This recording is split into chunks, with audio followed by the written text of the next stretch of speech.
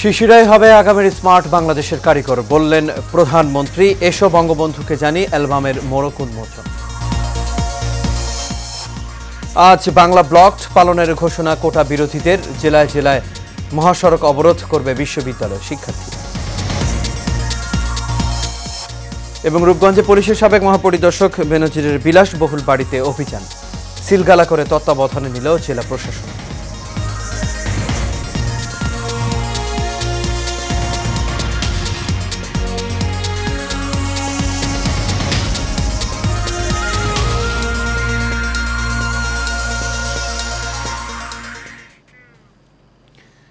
সবাইকে স্বাগত সকালের এশিয়া নিউজে। দর্শক, পুরো সংবাদ জুড়ে আপনাদের সঙ্গে আছি আমি আনোয়ার রাজ। এতক্ষণ শুনছিলেন বিআরবি কেবল ইন্ডাস্ট্রিজ লিমিটেড সংবাদ শিরোনাম। এবার চলে যাচ্ছি পুরো খবরে। শিশুরাই স্মার্ট বাংলাদেশ গড়বে উল্লেখ করে এখন থেকে সবাইকে সেভাবেই প্রস্তুতি নেওয়ার আহ্বান জানিয়েছেন আওয়ামী লীগ সভাপতি ও প্রধানমন্ত্রী শেখ হাসিনা। গতকাল গোপালগঞ্জের গিমডাঙ্গা টুঙ্গিপাড়া মডেল সরকারি প্রাথমিক বিদ্যালয়ে বঙ্গবন্ধু কর্নার উদ্বোধন ও এসো বঙ্গবন্ধুকে জানি অ্যালবামের মোড়ক উন্মোচন অনুষ্ঠানে এসব কথা বলেন তিনি।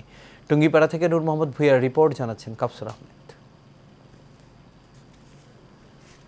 গোপালগঞ্জের টুঙ্গিপাড়া সফরের দ্বিতীয় দিনে টুঙ্গিপাড়া মাল্টিপারপাস পৌরসভা মার্কেট পরিদর্শন এবং স্থানীয় রাজনৈতিক নেতা এবং মার্কেটের ব্যবসায়ীদের সাথে কুশল বিনিময় করেন শেখ হাসিনা। এর আগে সকাল 10টায় টুঙ্গিপাড়া জিটি মডেল সরকারি প্রাথমিক বিদ্যালয়ে বঙ্গবন্ধু কর্নার উদ্বোধন এবং এসো বঙ্গবন্ধুকে জানিয়ে শীর্ষক অ্যালবামের মোড়ক উন্মোচন করেন বঙ্গবন্ধু কন্যা ও প্রধানমন্ত্রী শেখ হাসিনা। এ সময় প্রধানমন্ত্রী শেখ হাসিনা প্রাক প্রাথমিক শিক্ষার্থীদের সাথে কথা বলেন ও তাদের খোঁজ খবর নেন। এই স্কুলে বঙ্গবন্ধু শেখ মুজিবুর রহমান ৪র্থ শ্রেণী পর্যন্ত পড়াশোনা করেছেন। এ সময় তিনি বলেন, ছোটদের সুন্দর জীবন নিশ্চিত করাই ছিল বঙ্গবন্ধুর লক্ষ্য। আজকের ছোট শিশুরাই হবে আগামী দিনের স্মার্ট বাংলাদেশের কারিগর। মানুষের জন্যই তিনি কাজ করতেন, নিজের জীবনের কোনো সুখ সুবিধা কিছু দেখেননি। শুধু একটাই ছিল, এদেশের মানুষকে কিভাবে এই দারিদ্র্যের হাত থেকে মুক্তি দেবেন, কিভাবে একটা উন্নত জীবন দেবেন এবং ছোট্ট শিশুরা জন্য একটা সুন্দর জীবন পায়, সেটাই ওনার জীবনের লক্ষ্য। তা মনে করি আজকে যে উদ্যোগটা এখানে নেওয়া হয়েছে এবং এই যে যারা বিশেষ চাহিদা সম্পন্ন শিশু তাদের আঁকা ছবি দিয়ে অ্যালবাম করা বা যে ইতিহাসকে তুলে ধরা ছবির মাধ্যমে, ছবিতে আসলে কথা বলে এবং ইতিহাস জানার সুযোগ ছোট শিশুরা সুযোগ পাচ্ছে, সেটা করার জন্য আমি সত্যি আন্তরিক ধন্যবাদ জানাচ্ছি আমাদের এখানকার শিক্ষকরা এবং প্রশাসন থেকে শুরু করে যারা এই উদ্যোগের সঙ্গে একাত্ম ছিলেন, আমাদের জনপ্রতিনিধিরা, সবাইকে আমার আন্তরিক ধন্যবাদ জানাই এবং ছোট্ট সোনামণি তোমাদের জন্য দোয়া আশীর্বাদ রইল। ৭৫ পরবর্তীতে এদেশের ইতিহাস মুছে ফেলার চেষ্টা করেছে, এটাই দুর্ভাগ্য জানিয়ে সরকার প্রধান আরো বলেন, দেশের মানুষের জানা উচিত কিভাবে স্বাধীনতা এলো। তোমরা লেখাপড়া শিখে বড় হও, কারণ স্মার্ট বাংলাদেশ গড়ে তুলবো। সেই বাংলাদেশে তো তোমরাই হবে আসল স্মার্ট, যা দেশ চালাবে, তাই না? তোমাদের মাঝ থেকে হয়ে আসবে আমার তো প্রধানমন্ত্রী, মন্ত্রী, বড় বড় জায়গায় যাবে, গবেষণা করবে, বিজ্ঞানী হবে। আমরা একসময় চাঁদেও যাব, কোনো চিন্তা নাই। কাজে সবাইকে সেই এখন থেকে সেভাবে প্রস্তুতি নিতে হবে, পড়াশোনা করতে হবে। স্বাধীনতার পরের কাজগুলো সম্পর্কে সবাইকে জানার আহ্বান জানান বঙ্গবন্ধু কন্যা। আমি সেটাই বলি, আমার দোয়া আশীর্বাদ থাকবে। অনেক ধন্যবাদ, খুব চমৎকার এটা আয়োজনটা করার জন্য ধন্যবাদ জানাচ্ছি। নূর মোহাম্মদ ভুঁইয়া, এশিয়ান টেলিভিশন, গোপালগঞ্জ। দর্শক, দেখছিলেন টুঙ্গিপাড়া থেকে নূর মোহাম্মদ ভুঁইয়ার রিপোর্ট। কোটা পদ্ধতি বাতিলের দাবিতে আজ বিকেল ৩টা থেকে বাংলা ব্লকেট কর্মসূচি পালন করবে শিক্ষার্থীরা। গতকাল শাহবাগের ৪র্থ দিনের মতো ১ ঘন্টা অবস্থান অবরোধের পর ছাত্র সমাজের পক্ষে এই কর্মসূচি ঘোষণা করেন আন্দোলনের অন্যতম সমন্বয়ক ও সমাজবিজ্ঞান বিভাগের শিক্ষার্থী নাহিদ হাসান। এই চিমিতুর রিপোর্টে দেখুন বিস্তারিত। সরকারি চাকরিতে কোটা পদ্ধতি বাতিল এবং ২০১৮ সালের পরিপত্র পুনর্বহালের দাবিতে বিক্ষোভ মিছিল ও সমাবেশ করেছে ঢাকা কলেজের শিক্ষার্থীরা। বৈষম্যের ঠাঁই নাই আমার সোনার বাংলায়। এ সময় শিক্ষার্থীদের পক্ষ থেকে ৪ দফা বাস্তবায়নের দাবি জানানো হয়েছে। আন্দোলনরত শিক্ষার্থীরা বলছেন, কোটার কারণে সাধারণ মেধাবীরা বঞ্চিত হচ্ছেন। 1% 2% বা যৌক্তিক পর্যায়ে যাদের কোটা দেওয়া হবে তারা শুধুমাত্র একবারে সেই কোটা ব্যবহার করতে পারবে, একাধিকবার কোটা ব্যবহার করতে পারবে না। আমরা বলতে চাই, যদি কোটায় পদ শূন্য থাকে সেই শূন্য পদগুলোতে মেধার ভিত্তিতে নিয়োগ দিতে হবে। একই দাবিতে ঢাকা রাজশাহী মহাসড়ক অবরোধ করে বিক্ষোভ সমাবেশ করেছেন রাজশাহী বিশ্ববিদ্যালয়ের শিক্ষার্থীরা। এ সময় দ্রুত কোটা সংস্কার করে সাধারণ শিক্ষার্থীদের কর্মসংস্থানের সুযোগ করে দেওয়ার দাবি জানান তারা। এদিকে কোটা সংস্কার ও কর্মসংস্থানের দাবিতে ব্রাহ্মণবাড়িয়া প্রেস ক্লাবের সামনে মানববন্ধন করেছে সাধারণ শিক্ষার্থীরা। সারা জীবন পড়াশোনা করে তার মেধা দিয়ে যে অর্জন করেছে, সে অর্জনের মূল্যায়ন বাংলাদেশে কোথায়? আজকে মেধাবীরা রাস্তায় নেমেছে, মেধাবীদের আজকে ক্লাসরুমে থাকার কথা ছিল। অপরদিকে টাঙ্গাইলে সরকারি চাকরিতে কোটা প্রথা বাতিলের দাবিতে মহাসড়ক প্রায় 1.5 ঘন্টা অবরোধের পর দুপুর 12টার দিকে অবরোধ তুলে নেয় শিক্ষার্থীরা।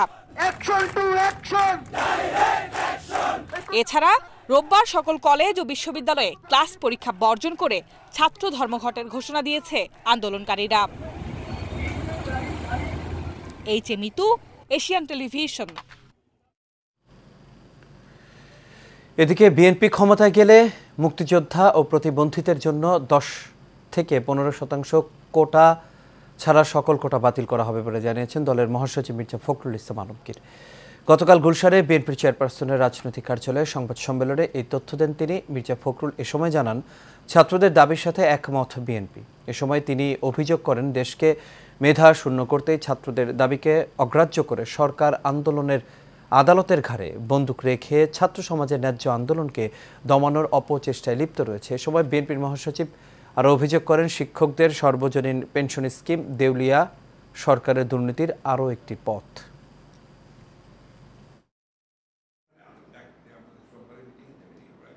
বর্তমানে অবৈধ অনির্বাচিত কর্তৃত্ব সরকার বিচার বিভাগকে ব্যবহার করে, অর্থাৎ আদালতের ঘাড়ে বন্দুক রেখে জনগণের ন্যায্য দাবি সমূহ দমিয়ে রাখার ভিন্ন পুরনো কৌশলেই তারা ছাত্র সমাজের ন্যায্য আন্দোলনকে দমানোর অপচেষ্টায় লিপ্ত রয়েছে।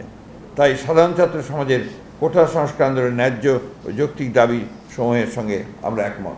আমরা মনে করি কোটা আপনি মুক্তিযোদ্ধাদের জন্য কিছুটা থাকতে পারে, প্রতিবন্ধীর জন্য আর যে আপনার শহীদদের জন্য, তাদের জন্য, বাট নট 56%। যাচ্ছে ভিন্ন প্রসঙ্গে। পুলিশের সাবেক মহাপরিদর্শক বেনজির আহমেদ ও তার পরিবারের সদস্যদের নামে দেশের বিভিন্ন এলাকায় থাকা বিপুল পরিমাণ অবৈধ সম্পদ জব্দ করেছে দুর্নীতি দমন কমিশন। এর ধারাবাহিকতায় এবার নারায়ণগঞ্জের রূপগঞ্জের 24 কাঠা জমির ওপর বেনজিরের দৃষ্টিনন্দন ডুপ্লেক্স বাড়িটিও প্রশাসনের তত্ত্বাবধানে নেওয়া হয়েছে। দুদক নারায়ণগঞ্জের সমন্বিত কার্যালয়ে উপপরিচালক মইনুল হাসান রোশনি বলেন, রূপগঞ্জের আনন্দ হাউজিং সোসাইটি এলাকায় অবস্থিত ওই বাড়িতে আদালতের নির্দেশেই সাইনবোর্ড টাঙিয়ে দেওয়া হয়েছে। একই সঙ্গে সিলগালা করে বাড়িটি প্রশাসনের তত্ত্বাবধানে নেওয়া হয়েছে। দুদকের আবেদনের পরিপ্রেক্ষিতে গত 12 জুন আদালত তৃতীয় দফায় বেনজিরের আরও বিপুল পরিমাণ সম্পদ জব্দ করেছেন। সেই তালিকায় এই বাংলোটিও রয়েছে। এরপর বাড়িটি দেখভালের জন্য জেলা প্রশাসককে রিসিভার নিয়োগ দেন আদালত। বাংলোটির মূল্য প্রায় 20 কোটি টাকা।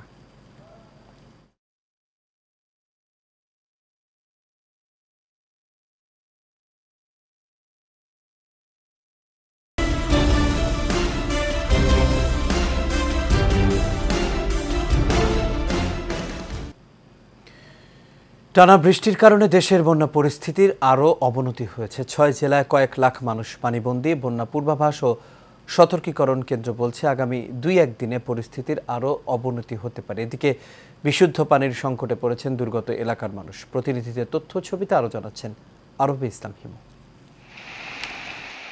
কয়েকদিনের টানা ভারী বৃষ্টিপাত ও উজান থেকে নেমে আসা ঢলে নদ নদীর পানি বৃদ্ধি অব্যাহত রয়েছে। এতে 6 জেলায় বন্যা পরিস্থিতির কিছুটা অবনতি হতে পারে। এদিকে বিশুদ্ধ পানি ও শুকনো খাবারের সংকটে মানবেতর জীবন যাপন করছেন অনেকেই। পানি বৃদ্ধি পাওয়ায় নদীর তীরবর্তী বাসিন্দাদের মধ্যে আতঙ্ক দেখা দিয়েছে। গৃহপালিত গরু ছাগল নিয়ে বাঁধে আশ্রয় নিয়েছেন তারা। খাবার পানি নাই, গরু ছাগলের খাবার নাই, মানুষের খাবার নাই, কোনো কিছু করে পাচ্ছি না। আর কি খা থাকবো? এই পানির জন্য আমাদের স্কুল বন্ধ দিয়েছে। আমার ঘরের ভিতরে 1 কুমুর পানি, খাট ডুবে গেছে, থাকা যাচ্ছে না। খাওয়াতে নিজের খাওয়ার সমস্যা, এলে আন্দাবাড়ি করার সমস্যা, মনে করেন যে সব কিছু সমস্যা। বিভিন্ন এলাকার বসতবাড়ি, ফসলি জমি এবং শিক্ষা প্রতিষ্ঠানে বন্যার পানি প্রবেশ করেছে। তবে ইতোমধ্যে কিছু কিছু জেলায় পানি কমতে শুরু করায় অনেকে আশ্রয় কেন্দ্র থেকে ফিরে যাচ্ছেন নিজ বাড়িতে। কষ্টের জন্য তো স্কুল ফিল্ডে যাচ্ছি না, তো বাইরে ঘর ছেড়ে কেউ স্কুল ফিল্ডে তাইসে থাকে। ঘরের মধ্যে পাইনি, আগ্নের মধ্যে কথা হয়েছে, খাইয়ে পাই না। ঘরের মধ্যে আন্দা বের করে পাচ্ছি না, উঁচু তুটে বসে আইনতে বেরো পাচ্ছি না, খাবারও পাচ্ছি না। এদিকে বন্যা দুর্গম বিভিন্ন জেলাগুলোতে ত্রাণ সহায়তা অব্যাহত থাকবে বলে জানান প্রশাসনের কর্মকর্তারা। যারাই অসহায় আছে প্রত্যেকটা পরিবারের হাতেই কিন্তু আমরা ত্রাণ পৌঁছে দিতে পারবো, আমাদের ত্রাণের কোনো ঘাটতি নেই। আপনারা অবশ্যই জানেন যে এই সময় কাজটা করার সুযোগ নাই। অবশ্যই সারা বছর ধরে এই এলাকার নদীর কাজ চলছে, আগামী দিনে এই নদীর কাজ হবে। বন্যায় সবচেয়ে দুর্ভোগে পড়েছেন নিম্ন অঞ্চলের মানুষ। পানি বন্দী হয়ে থাকায় অনেক দিনমজুরের আয় রোজগার বন্ধ। এতে অতি কষ্টে দিন যাপন করছেন বানভাসীরা। আরভি ইসলাম হিমু, এশিয়ান টেলিভিশন। জয়পুরহাট জেলা শহরের 0.5 মোড় থেকে হারাইল পর্যন্ত 2.5 কিলোমিটার সড়কটি এখন মরণ ফাঁদে পরিণত হয়েছে। এটি শহরের একমাত্র প্রধান সড়ক হওয়ায় ঝুঁকি নিয়েই প্রতিনিয়ত চলাচল করছে হাজারো মানুষ। ফলে হরহামেশাই ঘটছে ছোট বড় দুর্ঘটনা। জয়পুরহাট জেলা প্রতিনিধি মোহাম্মদ রাব্বু হোসেনের পাঠানো তথ্যচিত্রে বিস্তারিত জানাচ্ছেন অনুকৃতি আদিত্য। জয়পুরহাট জেলার বগুড়া আঞ্চলিক মহাসড়কের 2.5 কিলোমিটার ট্রেন নির্মাণের ধীরগতির কারণে নাকাল জেলাবাসী। সড়কের দুই পাশে ও বিভিন্ন স্থানে গর্তে হালকা বৃষ্টি হলেই সৃষ্টি হয় জলাবদ্ধতা। কাজের ধারাবাহিকতা না রেখে সড়কের যেখানে সেখানে খোঁড়াখুড়ি করে আংশিক কাজ করার কারণে দুর্ভোগের সৃষ্টি হয়েছে। এদিকে বারবার সড়ক বিভাগের পক্ষ থেকে দেয়া দায়সারা বক্তব্যে ক্ষুব্ধ স্থানীয়রা। একটু বৃষ্টি হলে রাস্তার যে অবস্থা, যে ভোগান্তির মধ্যে আমরা পড়ি, আপনি এই ভোগান্তি থেকে যে আমরা কবে রক্ষা পাবো, এই এতটুকুই চাও আমাদের। আজকে ওটা খুঁড়ছে, কালকে ওখানে খুঁড়তেছে, কালকে এখানে ড্রেন করতেছে, ওখানে করতেছে, মানুষের হাঁপানি ব্যারাম হচ্ছে। যদি ইমার্জেন্সি ভাবে কোনো রুগী এদিক দিয়ে নিয়ে যাওয়া হয় তাহলে আমরা রুগী হাসপাতাল পৌঁছাইতে মৃত্যুসজ্জায় চলে যাবে। এত কাদা পানি, লোকজন হাঁটতে পারে না, লোকজন চলাফেরা করতে পারে না। দ্রুত সড়কটি সংস্কারে যথাযথ পদক্ষেপ নেওয়ার আশ্বাস দিয়েছেন সড়ক বিভাগের এই কর্মকর্তা। আশা করছি এটা দ্রুত শুরু হবে। আর শহরবাসী এর জন্য একটু ভোগান্তি হচ্ছে, এটা আমরা দ্রুতই কাজে গেলে হয়তো এই ভোগান্তি থাকবে না আশা করা যায়। কাজের ধীরগতির ফলে জলাবদ্ধতা, কাদা, ধুলো ও যানজট সব মিলে ভোগান্তির যেন শেষ নেই এই রাস্তায়। কবে শেষ হবে ভোগান্তি তা নিয়ে হতাশ স্থানীয়রা। অনুকৃতি আদিত্য, এশিয়ান টেলিভিশন। বগুড়া শিবগঞ্জে বজ্রপাতে সাজু নামে এক কৃষকের মৃত্যু হয়েছে। স্থানীয়রা জানায় গতকাল দুপুরে পাওয়ার টিলার দিয়ে জমি চাষ করার সময় বজ্রপাতের শিকার হন তিনি। এ সময় ঘটনাস্থলে তার মৃত্যু হয়। সাজু মিয়া শিবগঞ্জ উপজেলার বুড়িগঞ্জ ইউনিয়নের জামুরহাট কারিগর গ্রামের আব্দুর রশিদের ছেলে।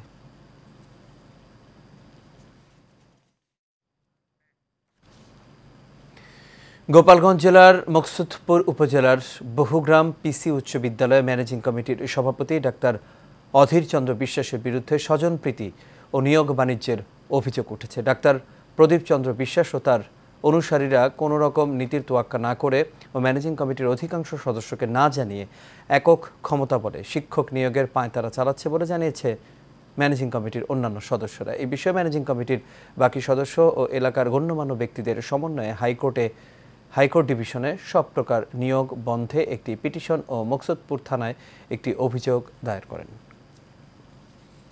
আত্মীয়করণ হিসাবে এই লোকগুলো নিয়োগ হচ্ছে। বহুগ্রাম পিসি বিশ্ববিদ্যালয়ে যে নিয়োগ হইতেছে এটা টাকার বিনিময়ে অধিন্নতি করা হইতেছে। টাকার বিনিময়ে যে নিয়োগটাই হচ্ছে এইটা আমরা যুব সমাজ কোনোভাবেই মানি না। এটা পুরাটা একেবারেই স্বজনপ্রীতি এবং অবৈধ টাকা পয়সা নিয়ে অবৈধ হচ্ছে। আমরা এই এলাকার বাসী আমরা এর বিরুদ্ধে আন্দোলন চালাবো। অযোগ্য ব্যক্তিদের নিয়ে নিয়োগ হচ্ছে টাকার বিনিময়ে। ময়মনসিংহের হালুয়াঘাটের সরকারি আদর্শ উচ্চ বিদ্যালয়ের নতুন ভবনের উদ্বোধন করা হয়েছে। শিক্ষা প্রকৌশল অধিদপ্তরের বাস্তবায়নে 4 তলা বিশিষ্ট নতুন ভবনের উদ্বোধন করেন ময়মনসিংহ 1 আসনের সংসদ সদস্য মাহমুদুল হক সাইম। এ সময় উপস্থিত ছিলেন হালুয়াঘাট পৌরসভার মেয়র খায়রুল আলম ভূঁইয়া, শিক্ষা প্রতিষ্ঠানটির প্রধান শিক্ষক আব্দুল ওয়াহাব, জেলা পরিষদের সদস্য কাঞ্চন কুমার সরকার, থানা ভারপ্রাপ্ত কর্মকর্তা মাহবুবুল আলম সহ আরও অনেকেই।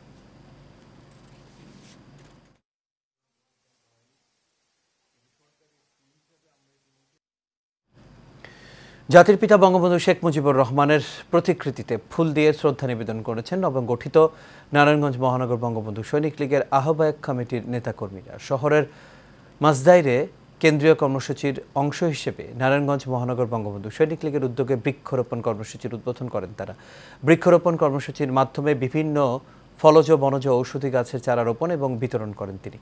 সবাই নারায়ণগঞ্জ মহানগর বঙ্গবন্ধু সৈনিক লীগের আহ্বায়ক মোহাম্মদ নুরুজ্জামান চিকু ও সদস্য সচিব মোহাম্মদ মামুন মোল্লার নেতৃত্বে এ সময়ে উপস্থিত ছিলেন নারায়ণগঞ্জ মহানগর বঙ্গবন্ধু সৈনিক লীগের যুগ্ম আহ্বায়ক শহীদুল ইসলাম ভুইয়া সাদ্দাম, যুগ্ম আহ্বায়ক সাগর সাহা, যুগ্ম আহ্বায়ক মোহাম্মদ ইসহাক, যুগ্ম আহ্বায়ক ইমু মৃধা, যুগ্ম আহ্বায়ক কাউসার আহমেদ তুহিন, যুগ্ম আহ্বায়ক রাসেল আহমেদ, সদস্য রতন বিশ্বাস, গৌতম দেবনাথ, মোহাম্মদ সেলিম, আব্দুল করিম, সুবিত কুমার দাস, মোহাম্মদ বাবুল সহ আরও অনেকে।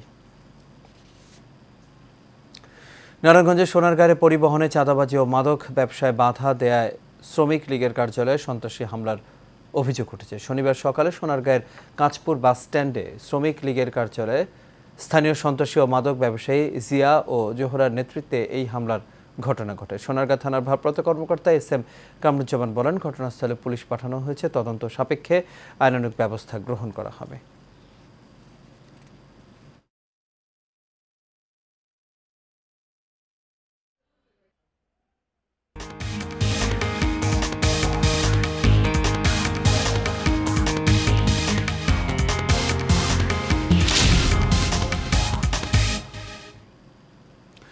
এবার আন্তর্জাতিক প্রসঙ্গ। ইরানের পরবর্তী প্রেসিডেন্ট নির্বাচিত হয়েছেন মাসুদ পেজেশকিয়ান। দেশটির প্রেসিডেন্ট নির্বাচনের দ্বিতীয় দফার ভোটে সংস্কারপন্থী প্রার্থী মাসুদ পেজেশকিয়ানের কাছে অতিরক্ষণশীল প্রার্থী সাইদ জলিলি পরাজিত হয়েছেন। আজ দেশটির স্বরাষ্ট্র মন্ত্রণালয় তথ্য জানিয়েছে। ইরানের ইলেকটোরাল কর্তৃপক্ষের মুখপাত্র মোহাসেন ইসলামের উদ্ধৃতি দিয়ে সরকারি বার্তা সংস্থা ইরনা জানায়, মোট 3 কোটি ভোট গণনার পর দেখা গেছে মাসুদ পেজেশকিয়ানের পক্ষে 1,60,00,000 এবং সাইদ জলিলের পক্ষে 1,30,00,000 ভোট পড়েছে।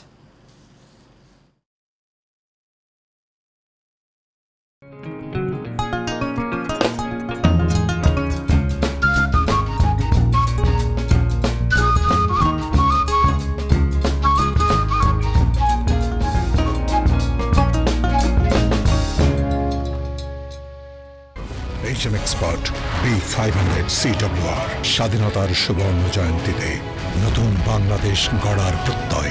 HM Steel B500 CWR।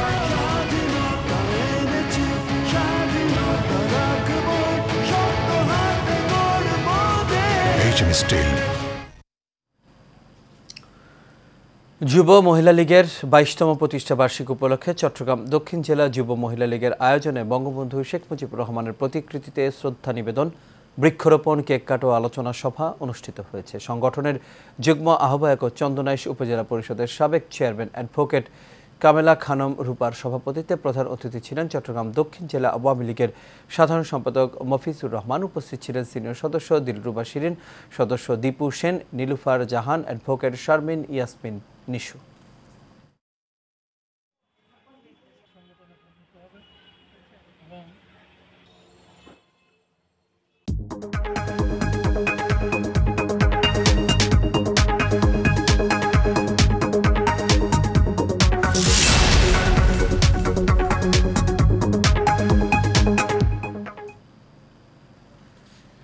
এবার বাণিজ্য সংবাদ। অর্গানিক পণ্য উৎপাদনে অবদান রাখা বাংলাদেশের অন্যতম প্রতিষ্ঠান wellness agro food and cosmetics লিমিটেডের ব্যবস্থাপক সম্মেলন অনুষ্ঠিত হয়েছে। রাজধানীর একটি অভিজাত হোটেলে এই অনুষ্ঠানটির আয়োজন করা হয়। অনুষ্ঠানের প্রধান অতিথি হিসেবে উপস্থিত ছিলেন ডায়াবেটিস ভালো হয় এর প্রবর্তক ও উক্ত প্রতিষ্ঠানের ব্যবস্থাপনা পরিচালক বিশিষ্ট পুষ্টিবিদ মোহাম্মদ সোলাইমান হোসেন। এছাড়াও আরও উপস্থিত ছিলেন প্রতিষ্ঠানটির প্রতিষ্ঠাতা পরিচালক ও প্রধান নির্বাহী কর্মকর্তা মোসাম্মদ আরজিনা পারভিন রিতা সহ ওয়েলনেস এগ্রোর ব্যবস্থাপক বৃন্দ। আর এর সাথে শেষ করবো সকালের এশিয়ান নিউজ। তবে যাবার আগে বিআরবি কেবল ইন্ডাস্ট্রিজ লিমিটেড সংবাদ শিরোনামগুলো দেখে নেবে দর্শক আরও একবার।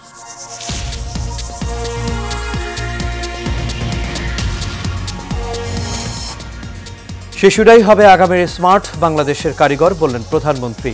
এসো বঙ্গবন্ধুকে জানিয়ে অ্যালবামের মোড়ক উন্মোচন। আজ বাংলা ব্লক পালনের ঘোষণা, কোটা বিরোধীদের জেলায় জেলায় মহাসড়ক অবরোধ করবে বিশ্ববিদ্যালয় শিক্ষার্থীরা। এবং রূপগঞ্জে পুলিশের সাবেক মহাপরিদর্শক বেনজিরের বিলাসবহুল বাড়িতে অভিযান, সিলগালা করে তত্ত্বাবধানে নিল জেলা প্রশাসন।